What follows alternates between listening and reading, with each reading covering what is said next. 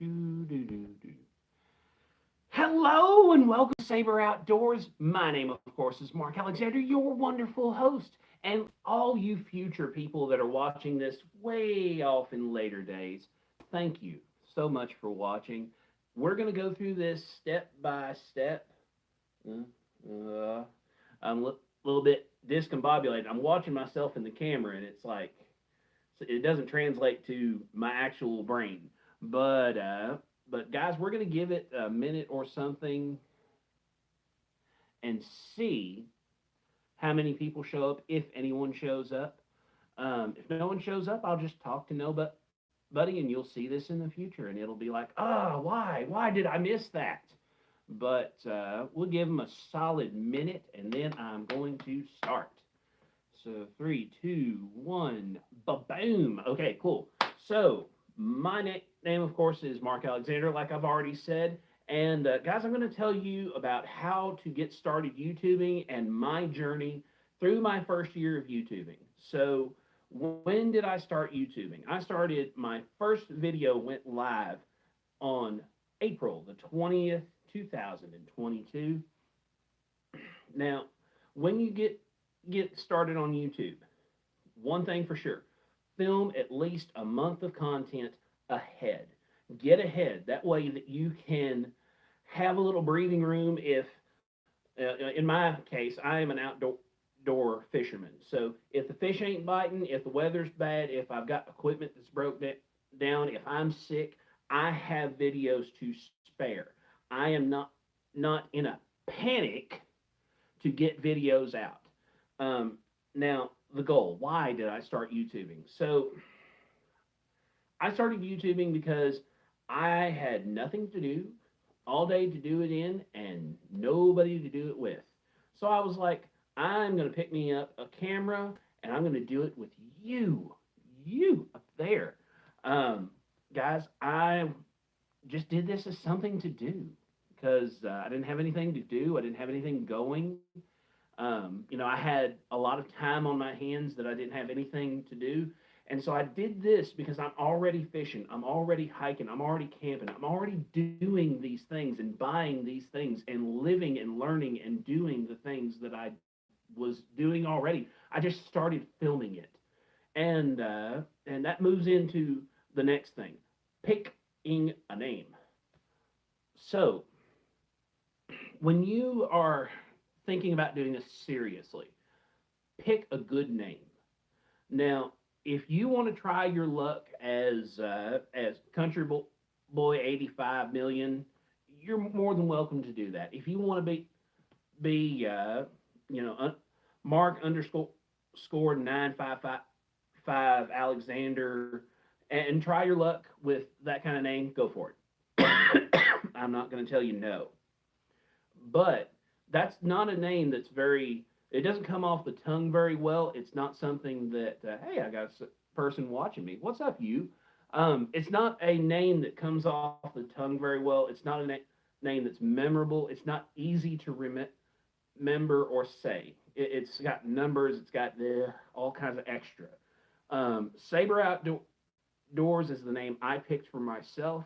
Now, when I picked that, I picked the niche I wanted to be in. I wanted to be in the outdoor niche. I decided not to focus on fishing, not to focus on hunting or hiking or camping. I didn't want to focus that hard down because if I focus on fishing, I'm going to struggle all winter long until we get back to spring when I can get back ahead and going. Um, that's why I decided to go outdoors instead of saber fishing, even though fishing is my favorite thing to do in the outdoors. Now, what kind of equipment do I use? Now, when I got started on YouTube, and I still have all my equipment that I started with, I'm easy on my equipment. I don't beat my equipment into the ground. I got a laptop computer. It is a nicer than average laptop computer, but I had a friend help me with all the specs, all the particulars. I was like, here, friend, you know computers. Show me a good one. He said, that's a good one. And I said, that's the one I'm going to buy. I'm editing with DaVinci Resolution 18 and a half now, 18.5. I started with DaVinci Resolution 17. I have upgraded since then. It's free software. You don't have to pay a thing for it. I got a GoPro, and look, there's one of you out there, you wonderful people, I love this case, that bought me this and gave it to me out of the love of your own heart, and I still use it to this day. But I started with a GoPro 9. And that was the newest GoPro that I could find at Walmart. I just went to Walmart, boom, bought one. And it was like 2 weeks later, the 10 was out. I was like, why? Why did the 10 have to come out now? But the 9 has served me well, and I still use it. I took and bought there's a $50 box of attachments at Walmart. And it comes with practically everything you need to start YouTubing and with a GoPro. They have flip down pieces on the bottom. You can flip both of them down, and you put this on. It takes no real time.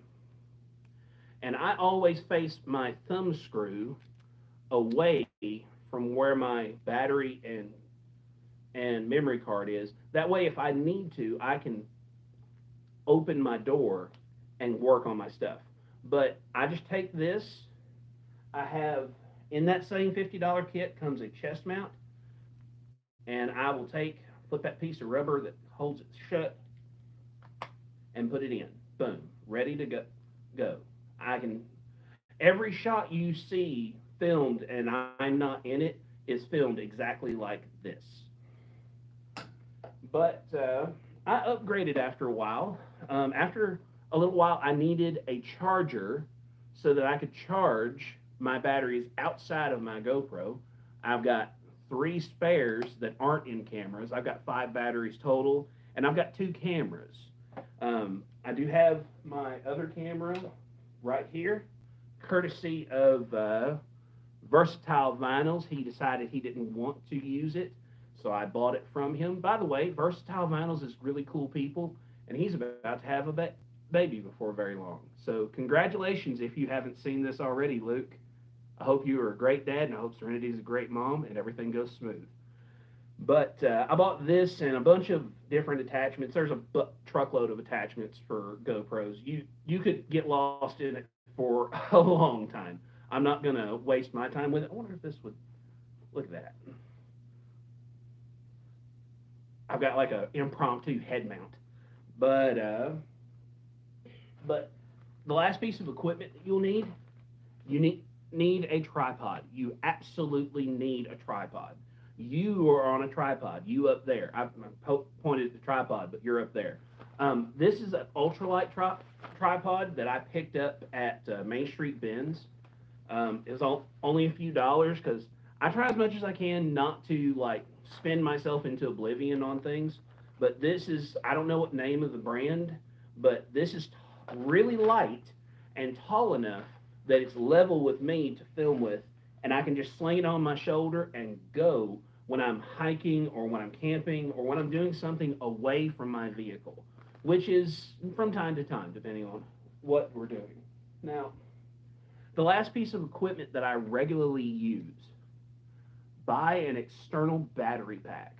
This thing during camping is a godsend because I can charge 2 different things off of this, and it will charge my phone, my cameras, my batteries, and boom, when I wake up in the morning, I am ready to go. There is not I hope my camera's charged enough to finish the video, because I'll tell you, at first, whenever I first started, a couple of times I ended up having to do that. I was like, my battery's dead. I'm going to go sit in the truck for 10 minutes and charge it on the truck's charging cable so that it'll get like 5% charged so that I can do a quick outro and go home. But that has been very helpful to me. Now, what do I pick to film? How do I pick something to film? I always pick something I'm interested in. I never do a video just because it's boring. And when this becomes not fun for me anymore, I won't do it. I won't do it. But I really enjoy being outside, doing outdoor things. I enjoy the challenge sometimes of limited tackle, limited gear, new gear that I've never used before. Like this bracelet that I picked up with the survival kit. Never had one before, and now I've been I really like having it around, and I can take my little bracelet and just do that every so often to freak people out whenever I'm around non-outdoor people because I'm like, oh! But hey, two people, how are you doing, new second person? But uh, but what ends up on the cutting room floor as far as when I'm editing? So when I'm editing, if I hit a spot like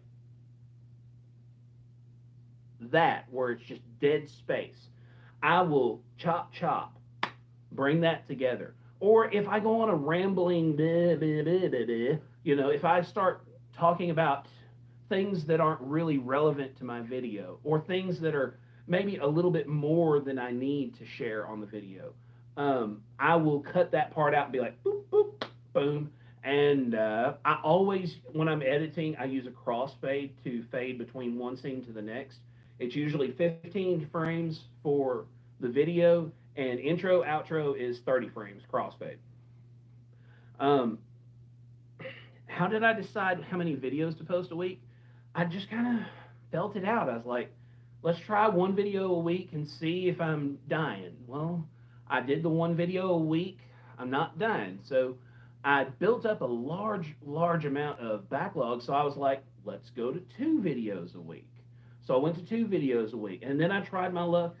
For a whole month, I did 3 videos a week. Hey, I got a like. Thank you very much, whoever liked this. And I've got 2 people again. Oh my Jesus, and so forth. But I just kind of feel it out. Like right now, I'm going to be real with you all. I have a vehicle that's down. I can't hardly leave the house unless somebody drives me.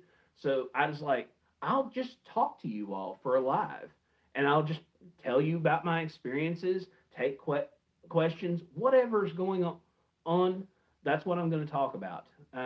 Now, Fridays, we're still doing videos, but July, I hope to get back to hammering down. But how do I choose who I want to work with?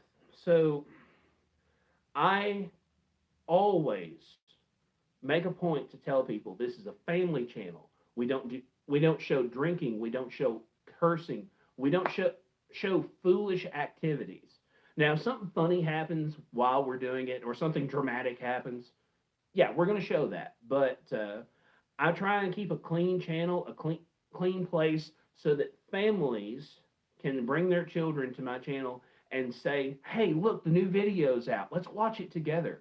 Or if they're watching it, they don't have to go, "Oh, blah, blah." They don't have to quickly turn it off because they're embarrassed about what I'm saying or what I'm doing or how I look or how I talk. Um, that's something that I made a point to make a hard rule on my channel. Now, achievements that I've gotten so far. I got my first 100 subscribers September the 21st. Is actually September the 21st is my brother and my stepdad's birthday. And I was like, cool, birthday present for me. I'm not upset. But that took 6 months on the dot to hit 100 subscribers. I hit 200 subscribers March the 12th this year. I'm on track to hit 300 subscribers probably by the end of June, maybe into July. But guys, my first video to get 500 views was Thrift Store Camping Part 2. By the way, if you've not seen that, go back, watch it, because I know a lot of you have joined the community since that time. Hey, I got 3 people. What's going on, third person? Now, first video to get 1,000 views was the Ruger Blackhawk video, and it is still dominating. It's still kicking butt. It's up to like 3,400 views, and I am like, yeah! I'm so happy and excited because I'm still a little YouTuber. So, like, when it comes to that, I get excited. Now, what are some struggles that I've had as a YouTuber, personally, me? I have struggled with limits of my technology, limits of my knowledge, limits of my equipment. Guys, I am not the greatest editor, but I do try. I'm not the greatest spokesman. I try my best, but sometimes I get a little bit in my head, and I'm like, and I struggle to get it out. But guys, don't let that stop you. Just keep working, keep learning, keep going. You can do this. There's no reason anyone can't film a video and talk on it. It's not that bad. You can do this if you decide to. Just follow what I've already said.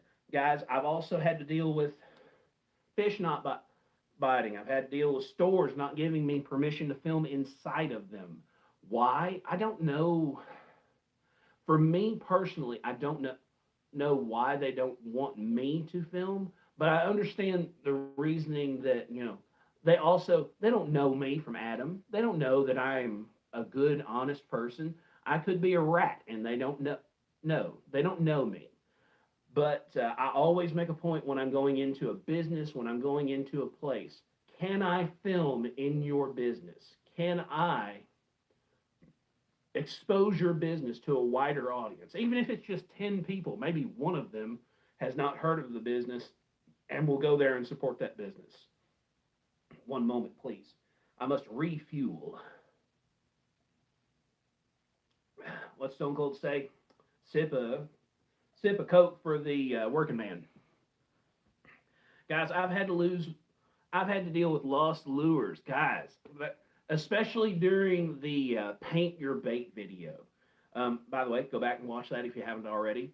I lost the lure that my niece painted for me, and that was heartbreaking. but we managed to get it out of that tree, and we caught an awesome fish on that particular lure. It was an awesome blow up. Boom! Just exploded the water and was so great.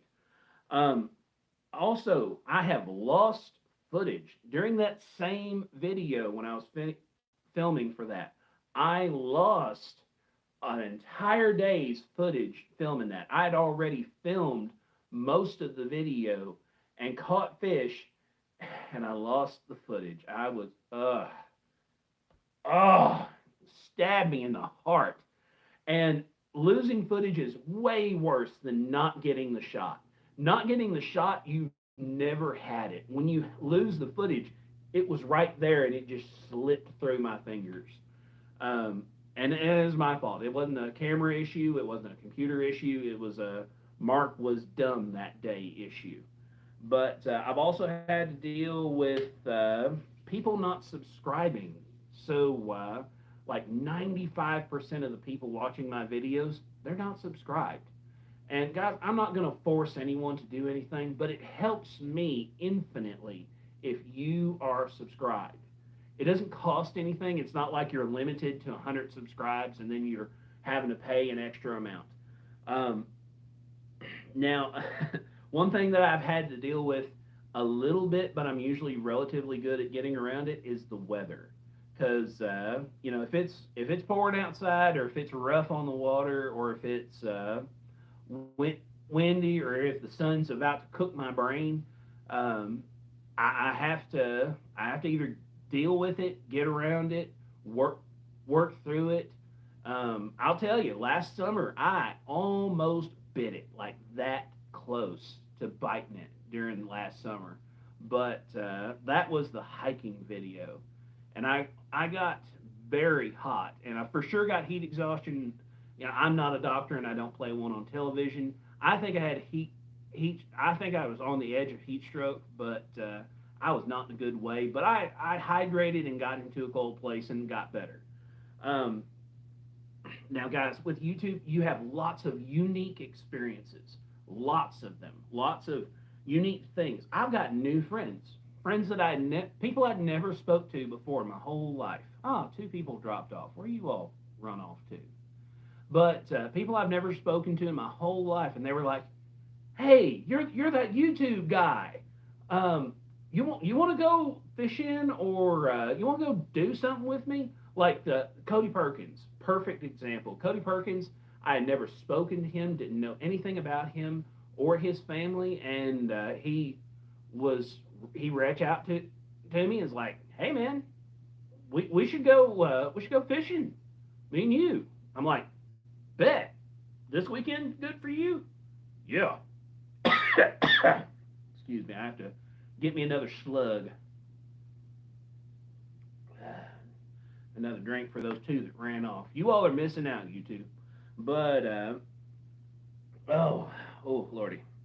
Guys, I've got to explore new places I've never been. I'd never been to on Wood Creek Lake with Cody when I went. I never been to. I never went to the Bassmaster Classic. Guys, that was a hoot. Whew. Let me tell you, if you are a fisherman, the Bassmaster Classic is paradise for you. But it does cost a lot because they have all kinds of stuff that's like, I'd like that and that and that and that and that and that and that and that and that and that and that, and you're like, boom! Eventually your wallet blows up. But guys, I'm getting out more just because I need to film. I need to do stuff. I I am also able to meet other YouTubers, which is really fun because you know it's kind of like meeting somebody in your profession that doesn't work with you. It's like you get to compare notes, talk shop. I've met Tyler's Real Fishing, exceptionally nice person. Bass Geek was very nice to me. I've met him twice. Kicking Their Bass was nice enough. He did a short with me and gave me lures to work with. I met A-Dub and Fishing with Fletcher, and I met almost all of them down at Bassmaster Classic. Guys, I cannot tell you how awesome the Bassmaster Classic was. I have met fishing pros. I met Randy Howell. He's former Bassmaster Classic champion. I met Mike Del Visco over in Somerset at Texas Roadhouse. Very nice individual, and he was nice enough to do a quick not live, quick short with me that you can go watch if you wish. Oh no, my last person ran off. Um, but guys, I'm going to tell you, if you want to start YouTubing and you're serious about it, these are the steps that you take to do it. Now, am I an expert? No. If I were an expert, I'd have a million followers. But are these basics that you can run with? Yes. You can use the basic things that I've spoken about tonight to start your journey if you wish. Now, I'm going to tell you next week, I want you all to send me questions. I'm going to put a community post up after this live is over with. I want you to ask me questions, any questions, all the questions, anything you want to know, I will answer. I don't care what it is. I don't care what it's about, what the subject is. It can be about the channel. It can be about myself. It can be about the people that have been on my channel. It can be about anything and everything that you would like to ask me. But guys, I think that's all there is to this video. Thank you for watching. Please like, share, subscribe, comment, hit that bell notification, and subscribe. It costs nothing, and we're pushing for 1,000 subscribers, and every one of you can help me get there. Thanks for watching. We will see you somewhere in the woods or on the water.